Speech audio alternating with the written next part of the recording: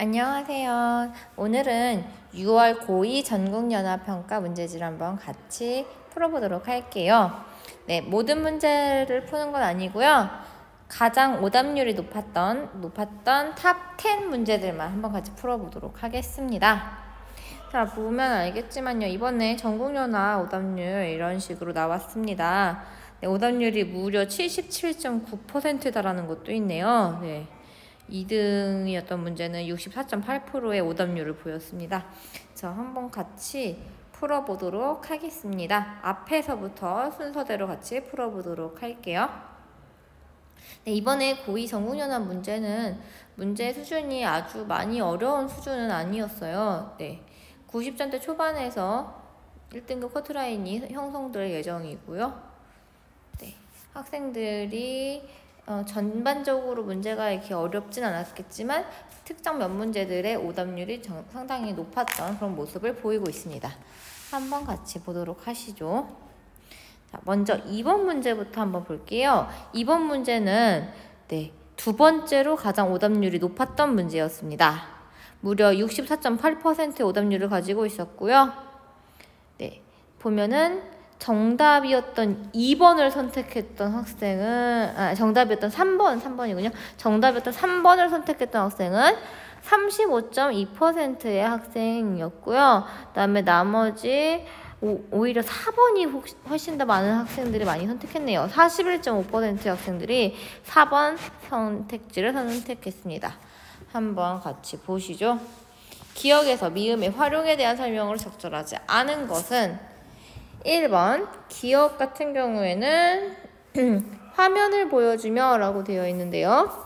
오칠 유무에 따른 차이를 부각하기 위해 오칠을 하지 않은 제품에 오칠을 한 후 생기는 변화를 보여준다 라고 했어요. 근데 지금 여기서 화면에서는 어떤 모습을 보여주고 있냐면 왼쪽 제품은 일부가 삭아서 망가져 버렸지만 오른쪽 제품은 광택이 나면서 옛 모습을 유지하고 있어요. 왜 이런 차이가 났을까요? 왜냐면 오칠을 하면 방부제 효과가 나서 광택의 그 옛 모습을 유지하지만 오칠을 안 하면 삭아서 망가져 버린다는 것을 이제 보여주는 거죠. 그래서 오칠 유무에 따른 차이를 부각하는 것은 맞아요. 하지만 오칠을 하지 않은 제품에 오칠을 한 후 생기는 변화를 보여주는 것이 아니라 오칠을 한 후에 변화를 겪은 것과 오칠을 하지 않은 후에 변화를 겪은, 그러니까 오칠을 한 것과 안 한 것이 쭉 각각 A와 B가 있으면 시간이 지난 후에 A는 어떻게 변했을까, B는 어떻게 변했을까 이렇게 보는 거지. 오칠을 한 거에서 오칠을 안 한 거에서 오칠을 한 것으로 이렇게 변화하면서 생기는 요 변화를 보는 것은 아니라는 거죠. 요 변화를 보는 것은 아니라는 거죠. 그래서 이거 틀렸고요. 그다음에 2번 볼게요. 니은 영상을 보여주며 라고 했는데요. 오칠의 첫 번째 개념에 대한 이해를 돕기 위해 온나무를 심고 가꾸는 농부의 모습을 보여준다라고 그랬어요. 그런데 오칠이라는 단어는 두 가지 뜻이 있습니다. 그러고 영상을 보면 첫째라고 했으니까 첫 번째 뜻을 이제 영상과 관련이 있겠죠. 보시는 것처럼 물건에 칠하는 원료나 약재로 쓰기 위해 온나무를 채취하는 수액. 자, 그러니까 니은 영상에서 보여줘야 하는 그런 모습은 물건에 칠하는 원료나 약재, 바로 온나무에서 채취한 수액 그 자체를 보여줘야 되는 거죠. 온나무에서 채취한 수액 그 자체를 사진으로 보여줬어야 했는데 온나무를 심고 가꾸는 농부라고 했으니까 틀린 거죠. 그냥 온나무에서 빼는 수액을 보여줬어야죠. 그래서 이거 틀렸고. 그 다음에 3번 디귿 볼게요. 자, 디귿 봤더니 자, 이게 3번이 지금 정답입니다. 이게 적절한 거예요. 오칠은 생칠과 정제칠로 나뉩니다. 온나무에서 자, 여기 개념 나왔죠? 수액을 얻어 불순물을 천으로 걸러낸 것을 생칠이라고 하고 생칠의 용도에 맞게 가공하여 그 기능을 보강하면 정제칠이 된다고 했습니다. 그러니까 생칠이 있어요. 수액을 얻어서 불순물만 걸러낸 거예요. 근데 이것을 이제 가공을 한대요. 가공을 하면 뭐가 된대요? 정제칠이 된대요. 자, 그러면은 여기 디귿 영상을 보여주며 라고 했으니까 영상에서는 생칠에 가공을 해서 정제칠이 되는 모습 이런 것들이겠죠? 그래서 두 종류의 오칠이 어떻게 다른지 알려주기 위해 생칠에는 없는 정제칠의 가공 과정을 보여준다. 네, 맞아요. 디귿에서는 생칠의 가공을 하여 정제칠이 되는 그 생칠에는 없는 가공 과정을 보여주는 거 맞습니다. 3번이 정답인 거죠. 자, 사실 3번이 정답을 하기가 좋았는데 왜 학생들이 3번을 많이 안 했냐면 4번이 너무 그럴싸했던 거예요. 아주 큰 함정이 있었습니다. 한번 볼게요.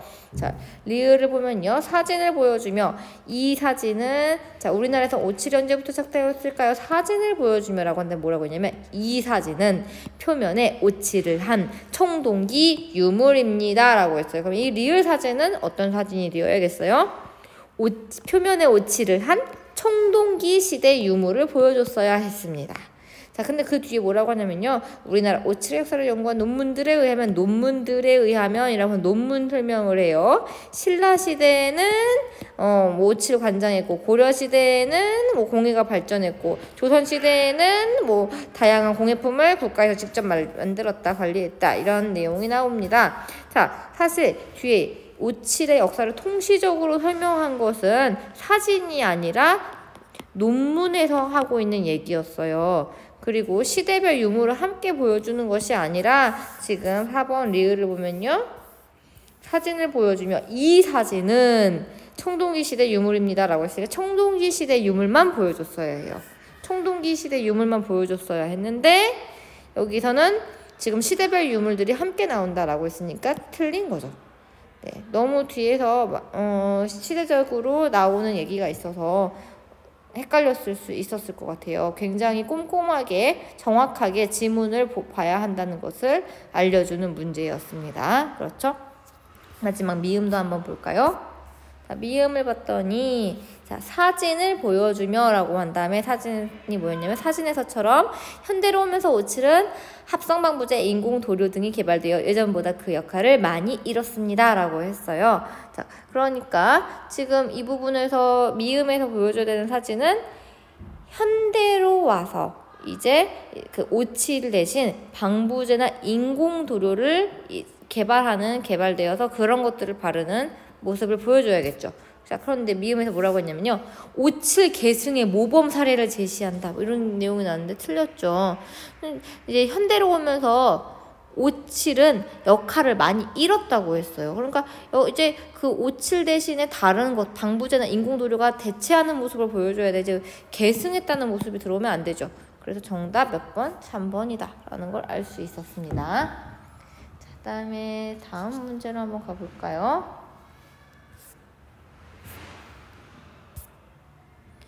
그 다음에 이제 또 학생들이 많이 틀렸던 문제를 찾아봤더니요. 네, 11번 문제, 12번 문제, 13번 문제 각각 오답률이 굉장히 높았네요. 이번에 아주 학생들이 아이쿠야 문법에서 엄청 많이 틀렸다는 것을 우리가 알 수 있습니다. 사실 여러분들 이런 문법 문제들은요. 이 앞에 있는 내용을 안 읽고도 그냥 풀 수 있을 정도가 되어야 돼요. 그래서 시간을 좀 단축해야 되는 거죠. 그러니까 문법에 대한 기본 개념들은 이미 좀 정립이 되어 있어서 그래서 문법 문제는 이 다음 글을 읽고라고 하는데 이 다음 글을 아예 안 읽고 풀 수 있을 정도가 되어야 그래야지 이제 시간을 좀 여러분들이 많이 절약할 수가 있을 거예요. 한번 같이 풀어보도록 하겠습니다. 11번 문제입니다. 11번 문제는요. 오답률이 47.1%에 달했고 네, 오답률 순위 5등에 해당하는 그런 높은 오답률을 보이고 있습니다. 봤더니요. 1번 선지가 정답인데요. 1번이 정답인데 1번을 선택한 사람들 50.7% 학생들이었고 2번 22%, 3번 11.2%, 4번 4.9%, 5번 11.2%의 선택지별 비율을 보이고 있습니다. 그럼 11번 한번 같이 볼게요. 보기에서 기억의 미음을 탐구한 내용을 적절하지 않은 것은 자, 기억. 그는 보통 인물이 아니다 라고 했습니다. 아니다. 네. 모모가 되다. 모모가 아니다. 이런 것들이 쓰였을 때 이 이는 뭐냐면요. 얘는 복격조사예요. 복격조사. 그럼 복격조사입니다. 이거 내용 어디 나오는지 한번 볼까요?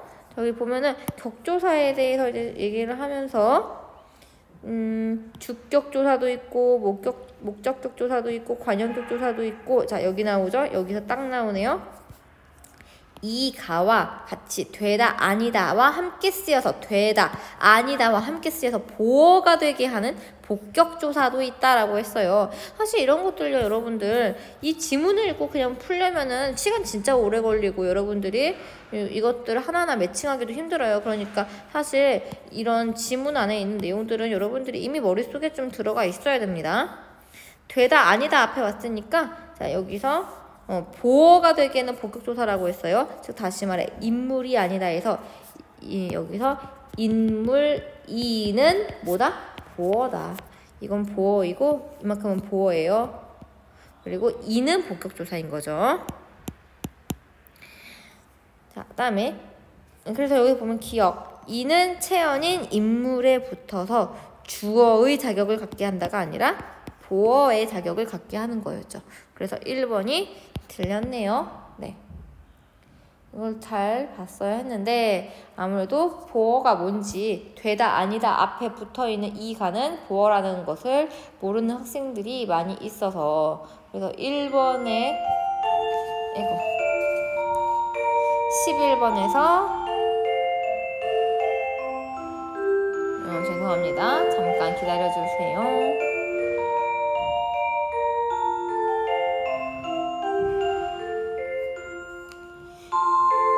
아이고 너무 기네 종이. 이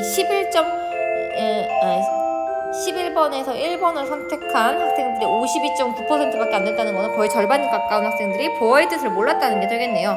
1번이 정답이죠. 적절하지 않은 것을 찾고 있기 때문이죠. 자, 그 다음에 2번 니은 볼게요. 철수야, 내일이 무슨 날이니? 뭐뭐이다, 뭐뭐이고, 뭐뭐이니, 뭐뭐이어서 이런 식으로 이다의 활용형으로 지금 이니가 들어간 겁니다. 이다의 활용형으로 이니가 들어갔어요. 그리고 뭐뭐이다는 뭐냐면 서술격 조사예요. 어디 나오냐면 이쪽에 나올 겁니다. 자, 어디 봅시다. 여기 있다. 체언에부터 여기 보이죠? 체언에부터 서술어의 자격을 가지게 하는 이다는 서술격조사라고 하는데 마치 동사나 형용사처럼 활용하는 특징이 있다라고 했어요. 그러니까 이다, 이어서 이고, 이니까 이렇게 모양을 바꾸는 걸 활용이라고 하죠. 이니는 체언인 날에 붙어서 체언이 또 혹시 뭔지 모르는 학생들은 없겠죠. 명사, 대명사, 수사를 체언이라고 하죠. 사물의 이름을 가리키는 명사, 사물 이름 대신 가리키는 그녀, 이것, 그것, 저것 이런 것들을 말하는 대명사, 그리고 하나, 둘, 셋, 넷, 1, 2, 3, 4 같은 수사 이것들을 전부 합쳐서 체언이라고 합니다. 체언인 날에부터, 날은 명사니까 체언이겠죠. 날에부터 서술어의 자격을 갖게 한다. 이다의 활용형이니까 서술격 조사 서술어 맞습니다. 이거 2번 맞았고요.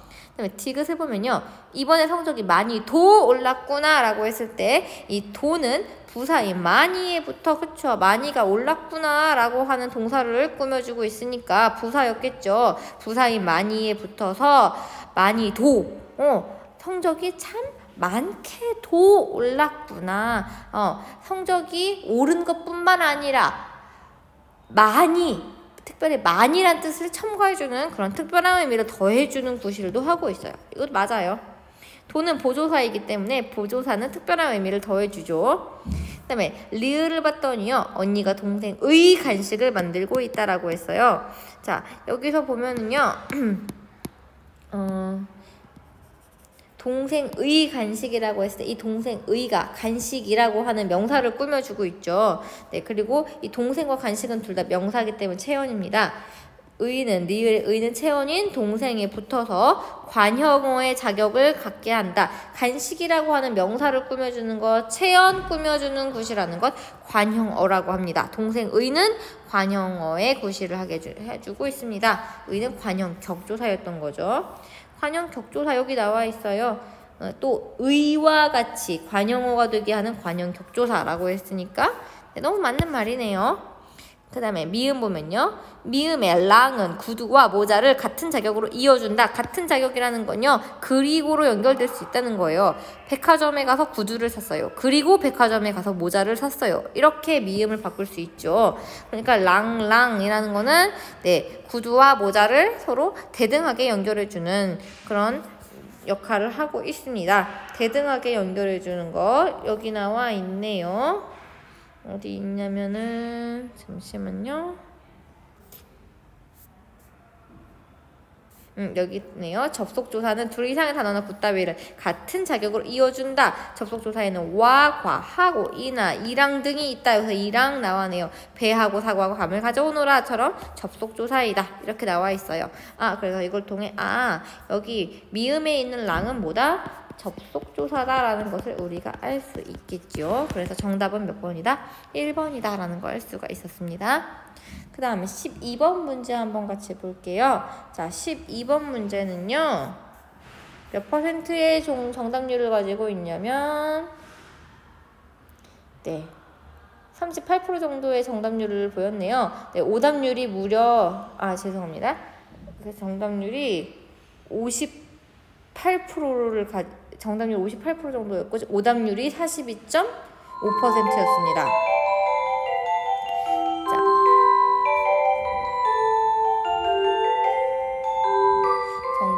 오답률 42.5%였고 1번을 선택한 사람들이 11.4%, 2번이 5.9%, 3번이 13.4%, 4번이 11.7%, 5번이 57.5%였어요. 그래도 정답이었던 5번을 선택한 학생들이 굉장히 많았다는 것을 알 수가 있죠.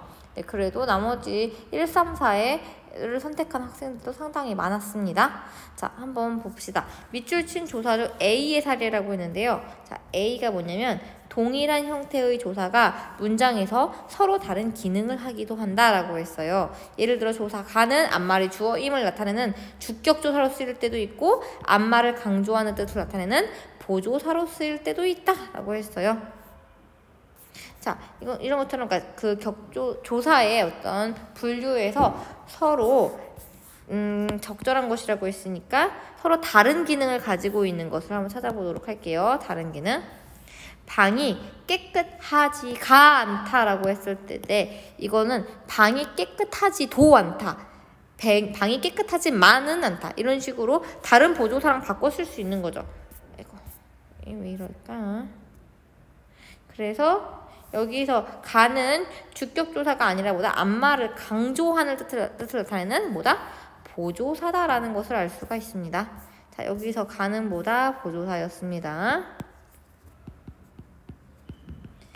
그 다음에 친구가 미덥지가 못하다. 여기서도 역시 보조사네요.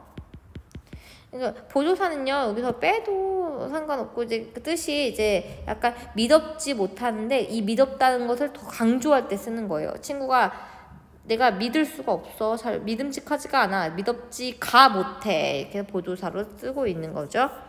그 다음에 2번 보면요. 그녀는 장미를 좋아한다. 그는 도서관의 잡지를 읽었다. 둘 다 목적 격조사네요. 둘 다 목적 격조사이죠. 그 다음에 3번을 보면요. 그는 요란한 소리에 잠을 깼다. 그까지 일에 너무 마음 상하지 말아라. 이거 전부 다 지금 애가 앞말이 부사어임을 나타내고 있는데요. 둘 다 지금 부사격 조사로 쓰이고 있습니다. 그까지 일에 마음 상하다.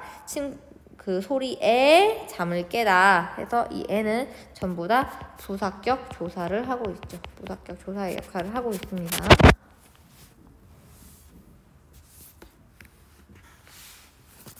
만약 여기서 애가 부사격 조사가 아니라 둘 이상의 사물을 같은 자격으로 이어주는 접속 조사로 쓰이려면요. 나는 오늘 아침으로 계란 후라이에 간장에 밥에 김치에 나물을 먹었다. 뭐 이런 식으로 애를 접속조사로 사용할 수도 있어요. 이렇게 사용할 때는 접속조사이지만 소리에 잠을 깨다, 일에 마음 상하다, 또 뭐가 있을까? 뭐 학교에 가다 이런 식으로 애가 이제 뒤에 나오는 깨다, 마음 상하다 이런 동사나 형용사를 꾸며주는 역할을 할 때는 부사격 조사로 애를 썼다고 봐줘야 됩니다. 아시겠죠? 그 다음에 4번 볼게요.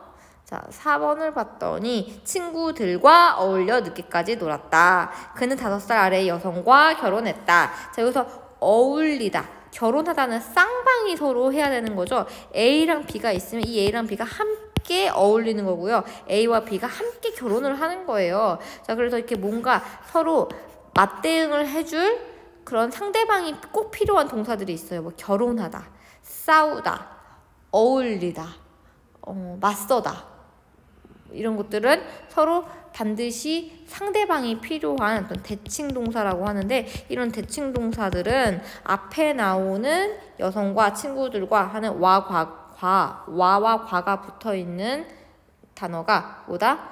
부사어로 기능을 하고 있습니다. 그래서 친구들과에서 과는 뭘까요? 네, 부사격 조사가 되겠습니다. 자, 여기 보면요. 어디 나오나? 잠시만요. 여기 나오죠? 과는 앞말이 부사어임을 나타내는 격조사, 부사격 조사로 쓸 때도 있고, 두 단어나 문장 따위를 이어주는 접속 조사로 쓸 때도 있다. 그러니까 사과와 밤과 배가 식탁 위에 놓여 있다. 이렇게 할 때는 접속 조사이겠죠. 그런데 나는 그녀와 결혼했다, 나는 그녀와 이혼했다 할 때 와 과는 뭐예요? 그것은 부사격 조사인 거죠. 그래서 네, 이거는 부사격 조사이고요. (5번) 볼게요. 자, 5번이 정답입니다. 5번이 이제 다르게 쓰인 사례인데 한번 볼까요? 너는 부산에서 몇 시에 출발할 예정이냐 했어요. 그 다음에 5번, 우리 학교에서 우리도 우승을 차지했다라고 했는데, 이 부산에서는요, 부산에서 출발하다라고 하는 이 출발하다를 꾸며주는 역할을 해요. 그러니까 여기서 에서는 부사격 조사입니다. 그런데 우리 학교에서 올해도 우승을 차지했다라는 거는 우승을 차지하다, 이 차지하다라는 행동을 한 게 누구다? 우리 학교예요. 그러니까 이 우승을 차지한 주체가 바로 우리 학교이고, 이 우리 학교에서 자체가 주어의 역할을 하고 있는 거죠. 그래서 이 에서는 뭐냐면 주격조사예요. 주격조사. 주격조사입니다. 여기 나와 있네요. 에서는 앞말이 부사어임을 나타내는 격조사를 쓸 때도 있고, 단체를 나타내는 명사 뒤에 붙어서 앞에가 주어임을 나타내는 격조사로 쓸 때도 있다라고 했거든요. 우리 학교에서 우승을 차지했다라고 했을 때 우리 학교는 단체잖아요. 단체이고 우리 학교가 우승을 차지했다, 이렇게 주격조사 가를 대신 붙여도 말이 돼요. 그러니까 우리 학교에서는 주격조사가 되겠습니다. 그래서 정답 5번이었습니다. 자, 다음 13번 한번 볼게요. 보기에 기억에 들어갈 내용으로 적절한 것은 아래의 단어들 의문 변동 양상에 따라 둘로 분류할 때 어떤 질문이 적절한지 알아봅시다. 놓는, 달아, 막일, 칼날. 자, 이것들을 둘로 분류를 해봤대요. 자, 놓는에서 우리가 어떤 의문 변동이 있는지 봤더니, 자, 놓는은 일단 놓는이 된 다음에 놓는이 되었겠죠. 히읗에서 디귿으로 가는 건 음절의 끝소리 규칙. 그 다음에 디귿에서 니은으로 간 거는, 여기 디귿에서 니은으로 간 거는 뭐다? 니은이라는 비음이 디귿이라는 비음 아닌, 네, 디귿은 파열음이죠. 파열음을 이렇게 비음으로 만들어줬기 때문에 비음화, 즉 교체에 해당하죠. 그래서 놓는 거 놓는에는 음절의 끝소리 규칙과 비음화가 음절의 끝소리 규칙과 비음화가 들어갔기 때문에 교체만 2번 일어났네요. 교체가 2번 일어났죠. 그 다음에 칼날을 보면요, 이 날이 됐어요. 앞에 있던 유음, 리을이 뒤에 있던 비음, 니은을 유음으로 바꿔줬죠. 유음화입니다. 유음화이기 때문에 교체에 해당합니다. 리을이 니은 됐죠. 교체가 한 번 일어났습니다. 자, 그에 비해서 달아 같은 경우에는요, 히읗이 탈락한 후에 이 리을이 여기 자리로 연음됐죠. 연음 일어났고, 그 다음에 히읗이 탈락하는 현상이 있었습니다. 의문의 변동으로 치자면 탈락이 한 번 일어났네요. 그다음에 막릴 볼게요. 막릴 같은 경우에는요. 일단 막하고 일이 만났습니다. 막은 접사이고 일은 접사의 반대말 갑자기 왜 생각이 안 나지? 어근이죠. 네. 접사 막과 그다음에 어근 일이 만났습니다. 접사와 어근이 만나고 우리 파생어라고 그러죠. 파생어나 합성어가 만들어질 때 앞말은 자음으로 끝나고 뒤에는 이나 이모음으로 시작할 때 일어나는 의문의 변동이 있어요. 바로 뭐냐면 니은 첨가이죠. 그러니까 막릴에서는 지금 니은 없던 니은이 생겼어요. 그래서 이 니은이 생긴 거, 니은 첨가가 일어난 다음에 그다음에 이 니은이 첨가된 니은이 기억을 자기랑 똑같은 비음으로 만들어 버립니다. 이음으로 만들어줬죠. 기억에서 이음으로 바뀐 거는 이 니은이 뒤에서 앞으로 역행 비음화를 시킨 겁니다. 기억에서 이음으로 바뀐 건 비음화였어요. 자, 그래서 막릴에서 일어난 거는요. 교체 한 번과 첨가 한 번이 일어났다는 것을 우리가 알 수 있겠네요. 자, 그래서 기억과 니은을 둘로 분류할 때 어떤 것이 이제 차이가 있냐면요. 여기는 의문은 개수가 전혀 변함이 없이 그냥 교체만 일어났을 뿐이에요. 교체라는 거는 의문 A가 의문 B로 바뀌었다는 거죠. 그런데 여기 다라와 막릴 같은 경우에는요. 의문 A가 아예 사라진 탈락 또는 아무것도 없다가 의문 A가 생기는 첨가 이런 것이 일어났어요. 그러니까 의문의 개수에서 뭔가 변화가 있었던 거죠. 그래서 정답 몇 번이면요. 의문, 변동, 전후, 의문의 수가 동일한가? 이 1번이 정답이 되겠네요. 네, 다음으로 오답률 45.9%에 해당했던 17번 문제 한번 보도록 할게요. 17번 문제하고 20번 문제가 전보다 지금 오답률이 되게 높이 나오고 있습니다. 한번 같이 보도록 할게요. 사르트르의 실존주의와 관련되어 있는 지문이죠. 자, 먼저 17번 문제입니다. 윗글에 사르트르의 견해로 적절하지 않은 것은 이라고 했어요. 자, 1번 사물의 본질은 존재에서 나온다 라고 했는데 자, 여기를 반박하는 문장이 어디에 있는지 한번 같이 볼게요. 봤더니 네, 이쪽에 있네요. 두 번째 문단에 있습니다. 두 번째 문단에서 보면요. 무신론자였던 사르트르는 인간은 사물과 달리 그 본질이나 목적을 가지고 판단할 수 없다고 보았다. 예를 들어 라고 한 다음에 이제 연필은 인간이에요, 사물이에요? 얘는 사물이죠. 자, 연필은 그 본질로부터 존재가 나온다라고 했어요. 즉 사물은 본질이 그 존재에 선행하는 것이다 라고 했습니다. 그러니까 그 연필이 만들어지기 위해서는 무엇인가를 쓴다라는 그 본질이 먼저 만들어진 다음에 그 본질을 위해서 무엇인가를 쓰기 위해서 연필이라는 존재가 생겨난다는 거죠.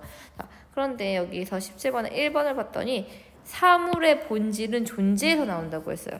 반대죠. 사물의 존재는 본질에서 나오는 거예요. 네, 본질이 존재가 먼저이고 그 다음에 본질이 있는 것은 인간이죠. 사물이 아니에요. 그래서 1번이 적절하지 않았습니다. 그 다음에 2번 볼게요. 선택의 자유가 번민의 계기가 될 수도 있다라고 했는데 자, 이거는 이 부분에 있네요.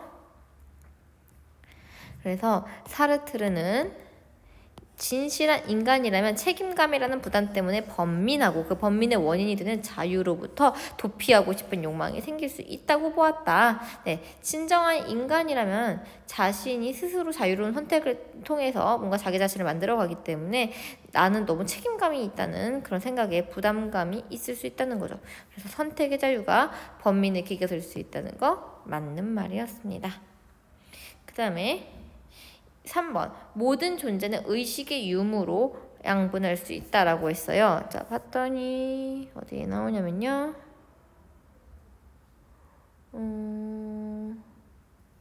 뒤에 있나 17-3번 부분이 여기에 있네요.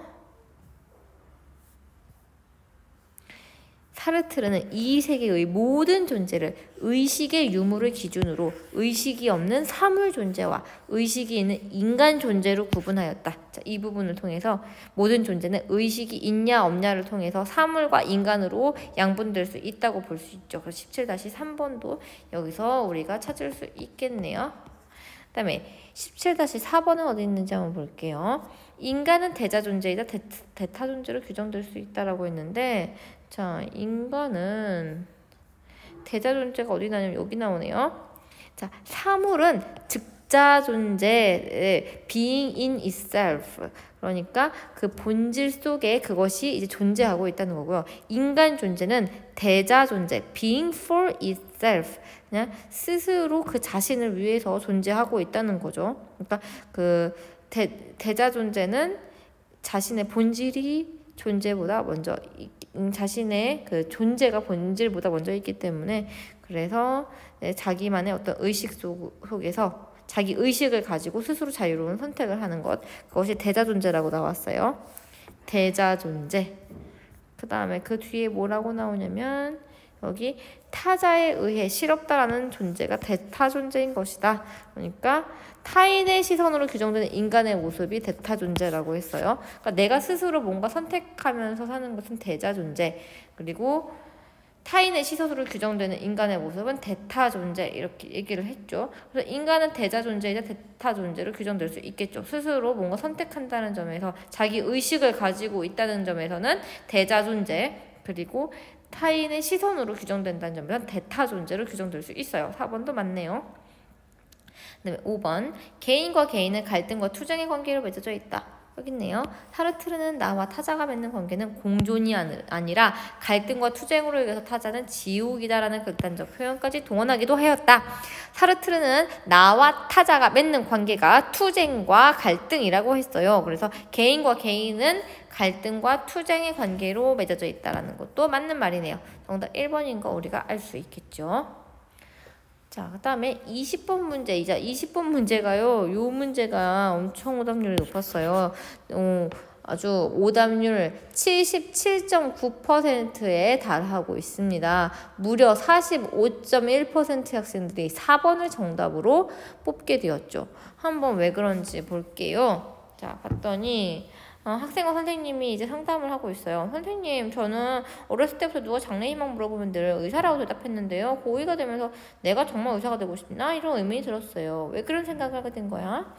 의사란 꿈이 제 꿈이 아니라 부모님의 꿈이라는 생각이 들었거든요. 그러니까 이 학생은 이제 그 의사라는 꿈을 나의 꿈으로 갖는다라고 이제 생각하는 할 수 있다면 대자 존재였겠지만, 부모님의 꿈이라는 생각이 들었거든요. 그래서 부모님의 꿈에 맞추어서 이제 부모님이 의사라고, 넌 의사가 되어야 될 아이야, 이렇게 딱 규정짓는 건 대타 존재였겠죠. 저는 어렸을 때부터 너는 의사가 될 거야 라는 말을 들으면서 자랐어요. 그래서 당연히 의사가 될 거라고 돼야 한다고 생각했어요. 근데 여기서 여러분 잘 봐야 되는 게요. 너는 의사가 될 거야 라는 말을 들으면서 자랐어요. 너는 의사가 될 거야 라는 말, 이렇게 타인을 규정하는 말에서는 학생이 대타 존재로 지금 존재하고 있는 거죠. 대타 존재, 타인의 시선으로 규정되고 있는 인간의 모습입니다. 그런데 나 역시 그래서 당연히 의사가 되어야 한다고 생각했어요. 그러니까 이것은 이제 자신이 생각하고 있는 부분인 거죠. 물론 다른 사람에 의해서 영향을 받은 생각이긴 하지만, 그래도 어쨌거나 이제 자기가 뭔가 자기 의식을 가지고 있는 겁니다. 그러니까 사물과 다르게, 그러니까 대자 존재는요, 남의 영향을 아예 안 받는다는 게 아니에요. 대자 존재의 반대는 즉자 존재였거든요. 일상의 사물들처럼 자기 의식이 없는 것. 여기 자 보세요.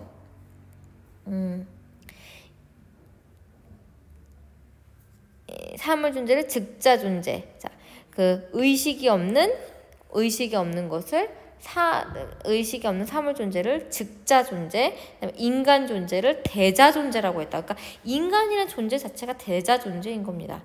자, 여기 또 계속 보면요. 사물들처럼 자기 의식이 없기 때문에, 그러니까 즉자 존재는 자기 의식이 없는, 그냥 자기가 생각할 수 없는 건 즉자 존재예요.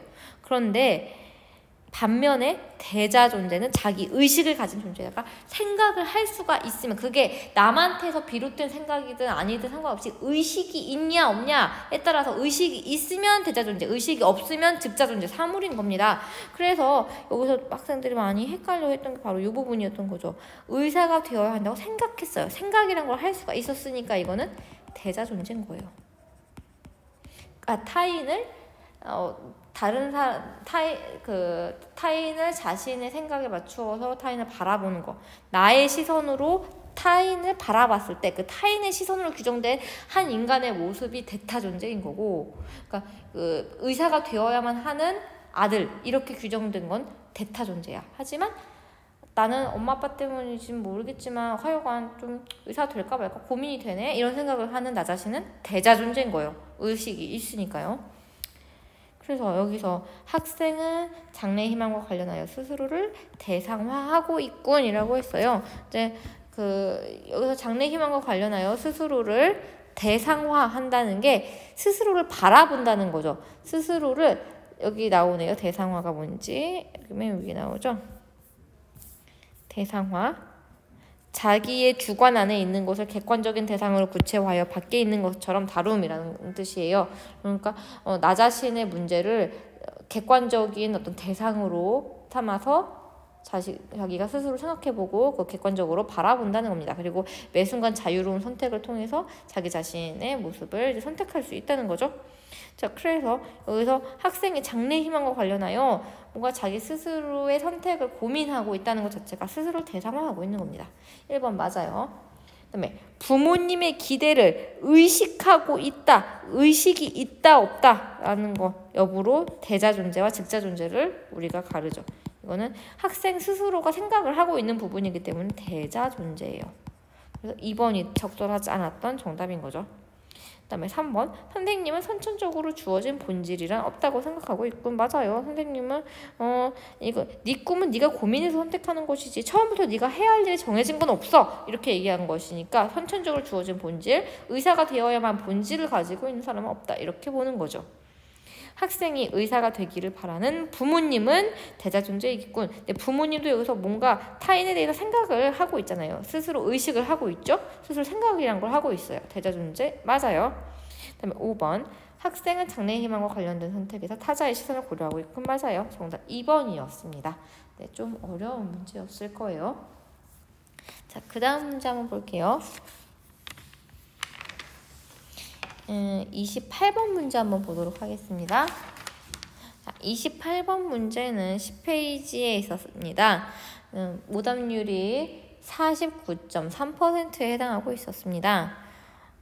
대부분 학생들은 정답인 1번, 50.7% 학생들이 1번을 선택했지만 2번도 많이 선택했더라고요. 22% 학생들이 2번 선택했고요. 그 다음에 11.2% 학생들이 3번, 4.9% 학생들이 4번, 11.2% 학생들이 5번을 선택했습니다.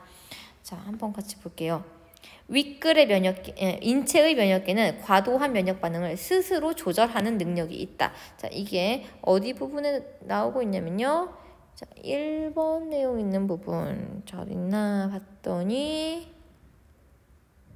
자, 이쪽에 있네요. 위생가설은 인체가 외부 물질과의 공존 속에서 면역 반응의 균형을 찾는다는 시사점을 두어주었다 이렇게 했어요. 모든 외부 물질들이 배척되기만 한다면 면역 반응에 제동을 걸어줄 존재가 사라지므로 균형도 깨어지는 것이다 라고 했어요.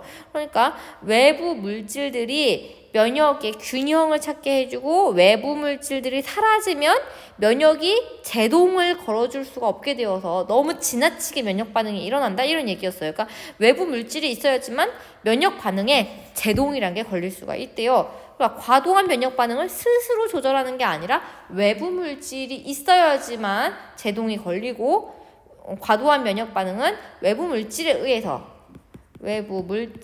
의해 조절이 되는 것이지 스스로 안 되고 스스로는 제동이 되지 않는다라고 했죠. 그러니까 1번이 적절하지 않네요. 1번이 틀렸죠. 그다음에 2번 보면요. 인체가 건강하다는 것은 면역 반응에 강약이 조절된다는 것이다 라고 했어요. 자, 여기 봤더니 2번을 애들이 많이 틀렸더라고요. 자, 요 문장 두 가지가 좀 합쳐져서 되는 건데 한번 보세요. 건강하다는 것은 면역 반응이 활발하여 외부 물질들을 완벽하게 제거하는 상태를 의미하는 것으로 이해하기 쉽다라고 했어요. 그러나라고 했죠. 그러니까 건강하다는 걸 보통 사람들이 오해하고 있고 착각하고 있다는 거예요. 면역 반응이 활발해서 들어온 외부 침입자 다 죽여버려 이렇게 하면 건강한 걸로 알지만 아니다. 그러나 면역 반응이 과도해지면 오히려 인체에 해를 끼치기도 한다라고 했기 때문에 너무 지나치게 면역 반응이 센 게 아니라 적당한 면역 반응이 일어나야 건강하구나라는 것을 이 문장을 통해서 알 수가 있는 거죠. 그러니까 여기서 이해하기 쉽다. 그러나라고 했으니까 이 앞에 있는 말은 틀린 말이라는 거예요. 건강하다는 것은 외부 물질을 완벽하게 제거하는 게 아니라는 거죠. 면역 반응이 강하게 조절되는 것 맞습니다. 2번이 정답이죠. 2번이 적절한 거죠. 그 다음에 3번 외부 물질이 인체에 유해한 경우도 있지만 유해하지 않은 경우도 있다. 해로운 경우도 있지만 안 해로운 경우도 있대요. 봤더니 여기 있네요. 면역기가 일반적으로는 해가 되지 않는 물질들인 꽃가루나 먼지뿐만 아니라 자신의 조직까지 제거해야 할 대상을 인식하여 공격하는 것이다. 이 부분에서 우리가 이 부분이 있죠. 해가 되지 않는 물질들인 꽃가루나 먼지 여기에서 물질들 중에는 해가 되지 않는 애들도 있구나. 꽃가루나 먼지 같은. 자, 먼지가 정말로 아예 해가 없나요? 여기선 그렇다고 하네요. 외부 물질이 인체에 유해한 경우도 있지만 유해하지 않은 경우도 있다. 맞네요. 그 다음에 4번 현대의학의 발달과 환경 개선은 면역 반응이 지나치게 된 원인에 해당한다. 요거는 아마 다들 쉽게 찾았을 거예요. 여기 보면 나오죠. 현대의학의 발달과 환경 개선으로 바이러스 등이 줄어들게 되자 면역 반응이 지나치게 된 것이다. 여기에서 면역 반응이 지나치게 된 원인 여기 나오죠.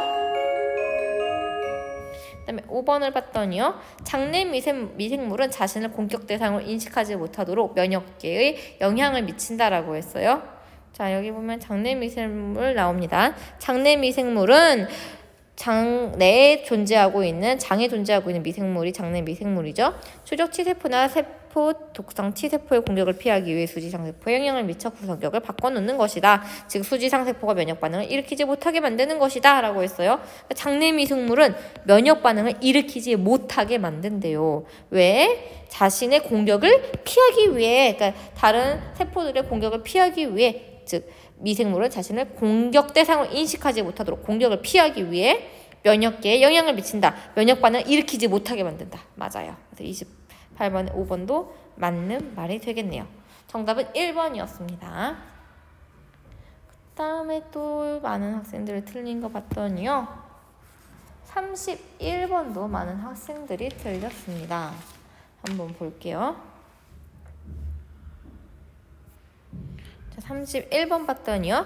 윗글에 대한 설명으로 적절한 것은 이라고 했어요. 자, 적절한 것은 이라고 했는데 자, 1번부터 볼게요. 배경 묘사를 통해 인물 간의 갈등을 부각하고 있다. 지금 보면은 인물들 간의 갈등이 나오긴 나와요. 지금 남방 선우와 흉노의 대군이 지금 쳐들어왔죠. 그래서 쳐들어왔는데 그것이 배경 묘사를 통해서 갈등이 나오고 있지는 않습니다. 배경을 특별히 묘사하고 있는 부분은 없지요. 여기가 지금 어느 장소, 어느 시간대에 있는지 그런 배경이 자세하게 나오고 있는 게 없습니다. 그 다음에 초월적 공간을 통해 지금 여기가 뭐 인간의 세계가 아니라 선녀나 신선이나 뭐 아니면 옥황상제, 용궁 뭐 이런 초월적인 공간 나온 적 없어요. 지금 황제와 그리고 대군, 군사, 싸움 이런 것들은 다 지상에서 벌어지고 있는 인간들끼리 얘기죠. 초월적 공간이 아닙니다. 환상성도 없었죠. 그 다음에 서술자가 지금 개입하고 있으면서 거기서 비극적인 결말까지 암시하고 있는 부분이 있던가요? 네, 지금 보면은 딱히 서술자의 개입이 뭔가 나오고 있는 부분을 찾기가 힘드네요. 그래서 이 부분도 역시 틀렸다고 볼 수가 있습니다. 지금 보면은 31번 문제 같은 경우에는 많은 학생들이 거의 대부분 58.9%의 학생들이 4번을 선택했는데 그나마 지금 많이 선택한 게 1번 답지 15.3%였네요. 근데 지금 인물 간의 갈등이 나와 있는 건 너무 맞는 말이지만 배경 묘사가 없어서 틀린 거예요. 배경 묘사는 뭐냐면 뭐 예를 들면 비가 내리고 있는데 비가 추룩추룩 내리고 있다. 뭐 하늘이 어두워지고 있다. 그러면은 그런 것들은 앞으로 일어날 힘든 어떤 등장인물의 운명을 예고하고 있는 게 될 수 있죠. 우리 운수 좋은 날 같은 경우에 보면은 그 운수 좋은 날 주인공이 아침에 인력거를 끌고 나오려고 할 때 날씨가 굉장히 안 좋고 우중충하거든요. 그런 날씨, 비가 오고 있는 이런 날씨는 우울한 어떤 비극적인 결말을 예고를 하게 되죠.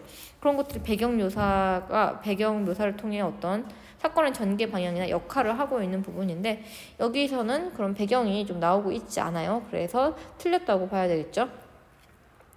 그리고 서술자의 개입도 딱히 보이지 않고 있고요.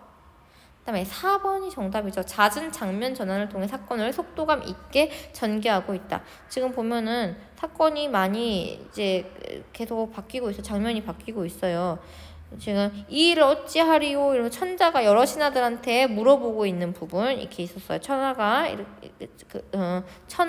천자 황제가 얘기하고 있는 그런 부분이 있었고, 그다음에 이제 초왕이 오는 장면이 있었고, 초왕이 이제 바로 황성에 도착하여 계단 앞에 나가 엎드린 것도 이제 장면이 바뀐 거죠. 그러다가 이제 사자를 명해서 충렬왕후한 사연을 전하였더니 왕후가 사연을 보고 이거 집에서 뭔가 사자를 받고 사자에게 사연을 들은 거죠. 장면이 또 바뀐 겁니다. 그리고 나서 또 다시 채찍질하여 황성으로 달려나가서 황성에 도착하면서 또 장면이 바뀌죠. 그러다가 또 나중에 군병을 이제 조발하여 군사들을 뽑아 올려서 이제 또 그 상장군에 봉하고 그리고 이제 군사들 이끌고 나가고 하는 부분 또 장면이 바뀌는 부분입니다. 계속 그러다가 또 이제 아내가 잉태를 하고 각자 말을 타고 손을 잡고 말하는 부분 또 장면 바뀐 거예요. 그러니까 장면이 수시로 바뀌고 있고 그걸 통해서 사건이 속도감 있게 아주 그 몇 날 며칠의 이야기들이 한순간에 순식간에 확 지나가 버리는 속도감 있는 전개가 좀 가능하죠. 4번이 적절합니다. 잦은 장면의 전환이 있으면 사건은 속도감 있게 전개될 수밖에 없어요. 그러니까 이 부분만 확인하면 뒷부분은 자동적으로 딸려서 맞는 표현이라고 봐줘야 됩니다. 그다음에 이 소설은 전혀 이야기가 뭔가 재밌고 즐겁고 웃기는 해학적 분위기가 있지 않아요. 그래서 정답 4번이었죠.